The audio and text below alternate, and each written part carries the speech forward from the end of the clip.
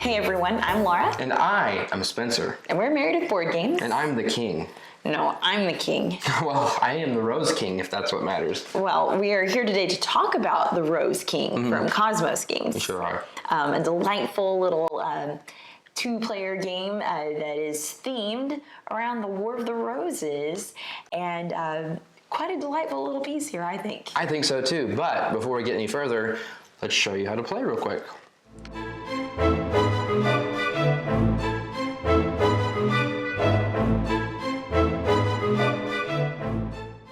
All right, so in a game of the Rose King, you can see we've got a pretty small footprint here.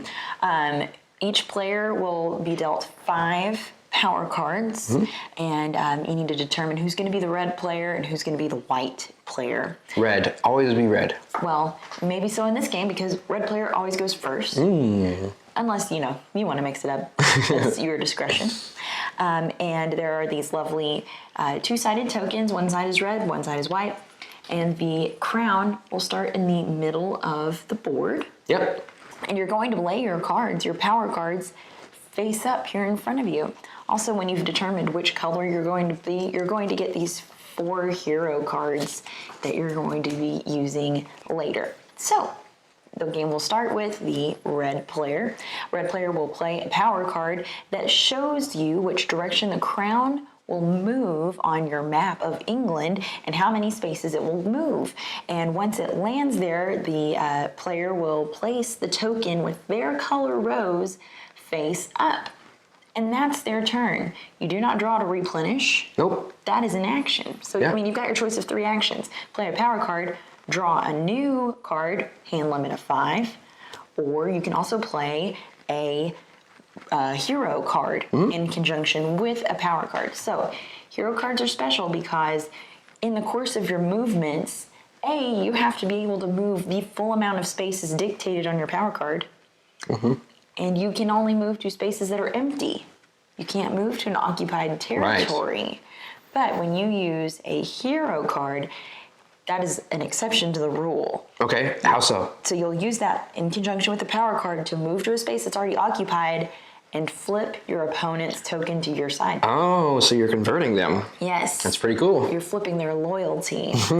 And like I said, there are only 4 of them, and they are one use only. So it's pretty strategic of when to use them, but at the same time, you don't want to end the game without using them at all. Right. So it's totally up to you. Yeah. So basically, I mean, all of the cards have to face the same way, so you can't turn them. Thankfully, there's a crown here at the top of the board, and you'll use the crowns on the card to help you line up and know which way they're supposed to face. Yeah. So like you play a card like this, and you see you can move it 2 spaces in that direction. 1, 2. So then I would put that there, and the crown stays on top. Lara would go. This will go to the discard pile. Yep, Lara would go. She play a card. It would be my turn, and let's see.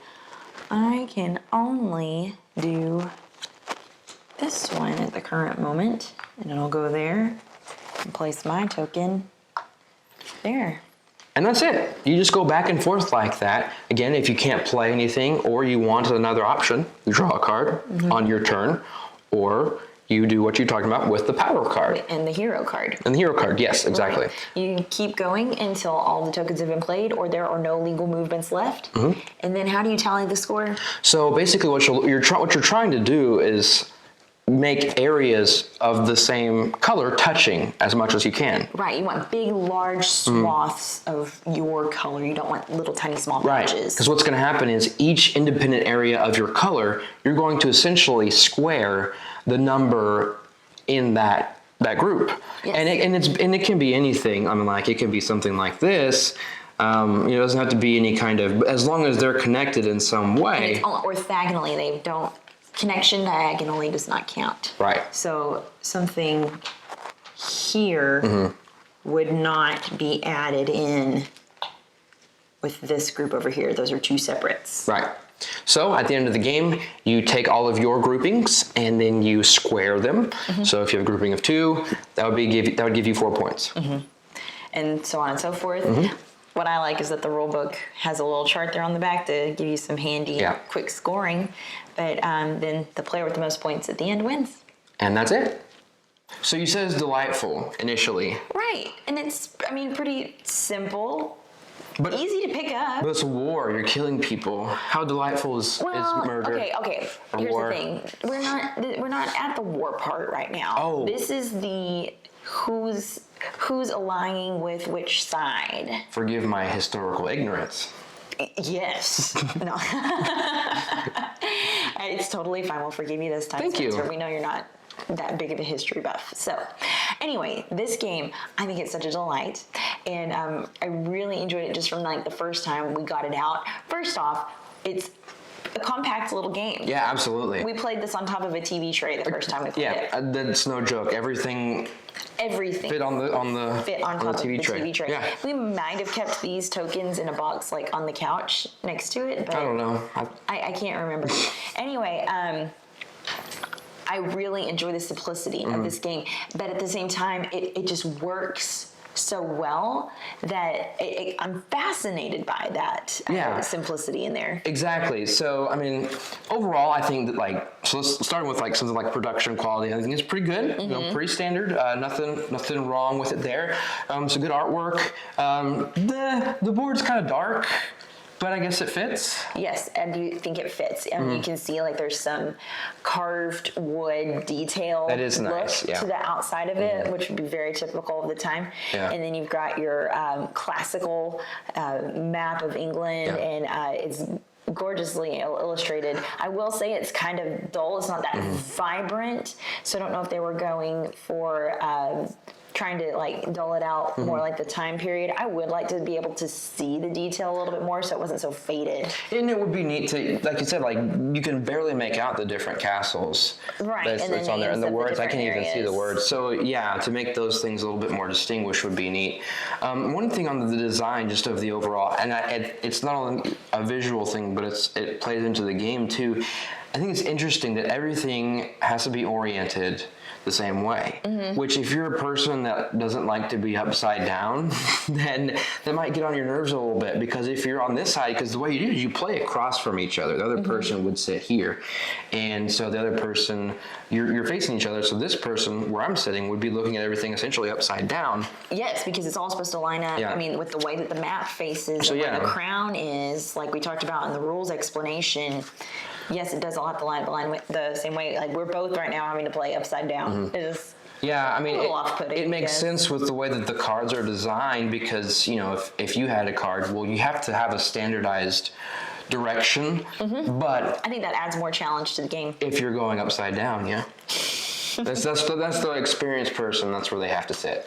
Just a little detail I'd like to come on. I could see also how people might think it's clunky of moving the crown wherever it's supposed to go and then picking it up and replacing it with that and keeping that. That could be a little clunky to some people. I mean, it's not a huge deal to me. It's just part of the game, and it kind of gives it. That's what kind of helps me get that classic feel. I was telling you that I don't know, there's something about it that gives me a different level of checkers feel with this. Okay. I mean, I see what you're talking about, definitely. It's that simplicity, and it's those same directions, like checkers. And checkered board. And you're moving, you've got a crown, so it's like king me or whatever, and you've got round things. So I see that feel, definitely see that. But I would much rather play this over checkers. Oh, yeah, definitely, I would. So what do you think of the fact that it's an actual action to draw a card, that you don't replenish your hand? Well, I think every decision that you make has a large weight to it, with the exception of course, playing a card. That's the easiest thing to weigh as far as what you're doing, because sometimes you may only have one card that you can play. But again, the goal is to make the largest areas that you can. That's the way you're going to generate the most amount of points, since you're squaring the numbers. Yes. So the larger they are, the more points you're going to generate.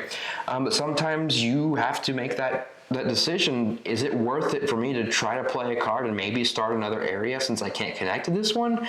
Or do I need to spend a turn to draw a new card? And I love that decision because there are so many times where it's like, I could go either way because there's no guarantee that the card that I'm going to draw is going to be what I need.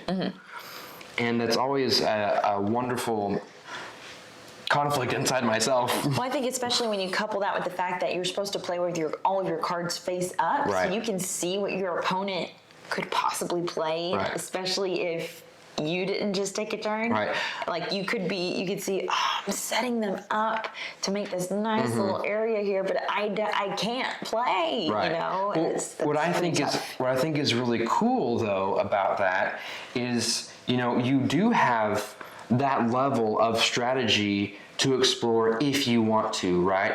If I want to, pay attention to every single card that you have and try to figure out the most optimal card or action for me to do, I can do that. That is something I like to do, of watching you and going, I think that it would be most beneficial for him to take it this way next, but if I take it up here, then he can't even play his Right, card. exactly. But if I don't want to get into that much brain activity, I can just ignore what she's doing and just focus on me and try to maximize my areas. So it's kind of has that element of personalizing the way you want to play. And you can choose who to play with based on that too. If you know that the person's going to be real analytical, maybe play a different game unless you want that challenge, of course. Right. So then moving on to, those choices, I think the biggest choice is, when do you play your hero card? Absolutely. Because if you use those up too early in the game, man, there are going to be moments down the road when it's like, I really could use that card right now. Right. I kind of wasted it earlier.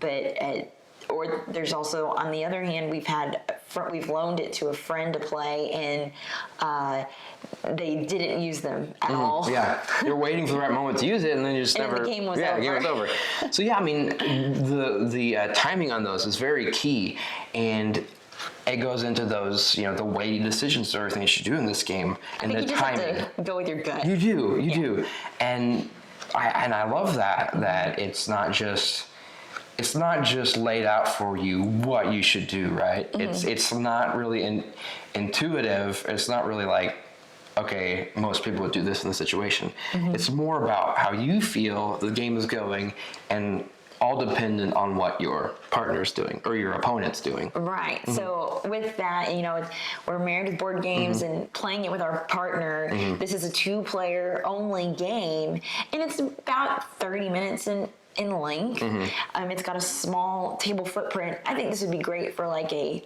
date night at home. You throw something in the oven to cook for dinner, and while you're waiting for that, you can get this game out and kind of save the weightier ones for later. Yeah. Like, while you can play those while you're eating dinner, or if you're the kind that absolutely no food at the table after dinner, and just, this is kind of your warm up before. Yeah. While dinner's cooking. I think that would be kind of a nice little date night in. Get a bouquet of roses, half red, half white. Do something like that if you want to be romantic. And then the winner, I don't know. Sorry, historically that's not that romantic. Oh, well, I'm just saying. I know a thing or two about romance. Symbols, so those were symbols of 2 warring households. well, But in this household, it's a symbol of love. Oh, that's so true. Right. Right. Okay. Well, do you have anything else to say? I just want to kind of give a recommendation, or like kind of say, if you like X game, you would like blank game. Oh, okay. Is there a better way to phrase that? An if-then Yes, statement. yes. Okay. So we don't want to like misrepresent what this is, right? There's not really, it's an abstract game. Yes. There's a theme on there, and it makes sense with what you're doing, but it's not a thematic game, really. Yes. So it's really like, and we kind of, you kind of hit it on the head when you said it's like almost like an advanced version of checkers. Yes. In that you're doing quick movements like that, but there's more game to it. So if that appeals to you, if you like those abstract games where it's more about the strategy and when to play cards and that kind of thing, and the thinking aspect of it, as opposed to something that's going to be like an experience in the story that you're playing through. If both of those, if you like both of those types of games, sure, you'll like this game. But if you prefer more of an experiential, story-driven, thematic experience, something you can be really immersed in. You're not going to get that from this game. Right. But, I think that for as short as it is, for as simple as it is, I think it's got a wide appeal because you can, like you said, simply break it out, play it, and then move on to something else. You definitely can. And it's a great time having that little bit of competition with each other. But then move on to something else. Maybe play a cooperative game where you can join forces against the evil something.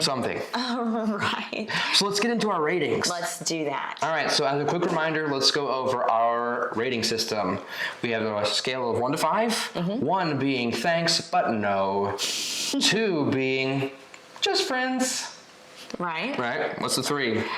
I don't remember. 3 is going steady. Here, hold my hand. Aww. Wait, now we're laced. We're really, interlaced serious. fingers. Okay, so going steady is number 3. Yes. Number 4 is when you put a ring on it. And then number 5 is when you say, I do. I do. This game is going to stay around for life unless there's some horrible mishap and we need to reevaluate our paperwork. But so that's a rating system. I'm gonna defer to you here. What is your rating for the Rose King? I'm going to give it a going steady. Going steady. Okay. Very nice. Oh, for everybody with some Bye Bye Birdie playing in their head right now. Yeah. Going steady. Yes. Mainly because it is it's a short game. It is a 2-player only. That does limit it, I think, as far as how often we're going to be able to get it out to play. But for what it is, I enjoy what's there, and so it is something that I'm going to recommend to people. I'm going to tell people, if you're curious and you're wanting to get into board gaming, I think this is a great one of those starter things to pick up, or just even for playing with kids, because it's recommended for ages 10 and up. Different aspects that way that I think it's going to be able to serve some purposes. It's not going to be one of my go-to games for a game night, but it's definitely something that I will be happy to play it. Yeah. Well, I'm going to go one step above you, and I'm going to put a ring on it. Ooh. And here's why. We're always... Not always, but we like to, really recognize 2-player only games that are successes with us. Yeah. And we have a few, and there are some that have fallen flat, and we have a lot of 4 or 5-player games that are play nice at 2, but we don't have a whole lot of 2-player only games. Right, we don't. And so I definitely like this game enough to keep it into our collection. So I'm serious about it. May not hang around forever because something might come along and replace it. So you're going to call off the engagement? I might. Goodness. But for now, I like it enough, and the experiences that we've had playing it and the amount of strategy and those weighty decisions that you make, I like all of that enough to give it a 4, a rating of putting a ring on it. Awesome. So let's average those out and give it our Dice Tower seal. All right. And we've talked about it, and this earns a Dice Tower seal of approval. That's right. From Married with Board Games, and of course, it also earns a seal rating, what are those things are called, of couple approved. Right. This is definitely a couple approved game, a game that's great for any type of couple because it's a 2-player game. Yeah. So, do you have anything else to say about the Rose King? I think that pretty much wraps it up about that game. All right. We've got some other KOSMOS games to review coming up soon. So, keep your eye on this YouTube channel. Keep your eye on our social media channels, which are... You can find us on Instagram at Married with BG. We're also on Twitter at Married with BG, and we have a Facebook account, facebook.com/Married with BG, and they won't steal your personal data anymore. Yes. Thank you for that reassurance. You're welcome. Until next time, I am Spencer. I'm Lara. Thank you so much for watching. Thanks so much for watching the Dice Tower videos. Find more great videos and reviews, as well as our top-rated audio podcast at Dicetower.com. You can also find other great shows at Dicetowernetwork.com. I'm Eric Summerer, and you've been watching The Dice Tower. The Dice Tower is sponsored by Cool Stuff Inc., where you can find great games for great prices. Cool stuff in stock. Check them out at CoolStuffInc.com.